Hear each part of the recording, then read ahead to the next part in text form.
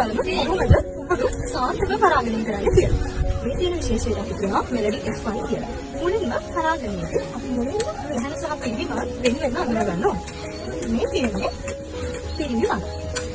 මේ තියෙන්නේ ගැහණු මල. මොකද බලන්න ගැහණු මලේ මෙතන ඵලය මෙතන විශාලණය වෙලා තියෙනවා. හැබැයි පිරිමි මලේ එහෙම වෙලා නැහැ.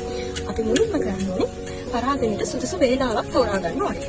ඒ සඳහා අපි ඉතින් 6ක් 8ක් කියන වෙලාව තෝරගන්නවා. ඊට පස්සේ අපි ශේෂ්ත්‍රයට ඇවිල්ලා මුලින්ම මේ පිරිමි මල් කඩලා අරගෙන මේකේ තියෙන මේ පෙති එකිනෙක ඉවත් කරගන්නවා.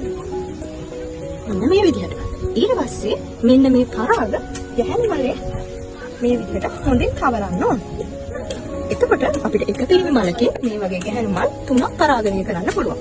ඊට පස්සේ අපි නැවත දවසකට දෙවරක් පරාගණය කරනවා. ඒ කියන්නේ මේ පරාගණය කරලා පැයකට විතර පස්සේ නැවත පරාගණය කරනවා. ඒක අපි එහෙම කරන්නේ. එතකොට අපිට පුළුවන් හොඳින් වැඩුණු පළතුරක් ගන්න. එහෙම නැත්නම් අපි ඩීෆෝම් වෙච්ච ෆෘට් එකක් තියෙන නැත්නම් විකෘති වෙච්ච පළතුරක් තමයි ගන්න පුළුවන්. ඒ නිසා අනිවාර්යෙන්ම අපිට තියාගන්න ඕනේ අපි දෙකක් දවසකට පරාගණය කරනවා. එතකොට ඇඟට පරාගණය කරන්නේ රුටින් අපිට මෙච්චර මේ පොලිනේටර්ස්ලා ඉන්නවද? ඒ කියන්නේ මීමැස්ස වගේ සතුරු ඉන්නවා. ඇත්තටම අපිට මේක කොමර්ෂියල් වගා කරලා ගොඩක් අපිට මේ එක ප්‍රශ්නයක් තමයි අපිට මොන අස්සන වෙන කරගන්න. ඒකම සාර්ථකව පරාගණය වෙන්නේ නැත්නම් අපිට ඒක හැදෙන අස්සන අඩුයි. අස්සන උපරිම කරගන්න. අපේ මේ රිසෝසස් වලින් උපරිම ප්‍රයෝජන ලබා ගන්න අපි සාර්ථක පරාගණය සිද්ධ කරන්න ඕනේ. එන්නේ ඒ වෙනුවෙන් තමයි අපි මේ විදිහට කෘත්‍රිම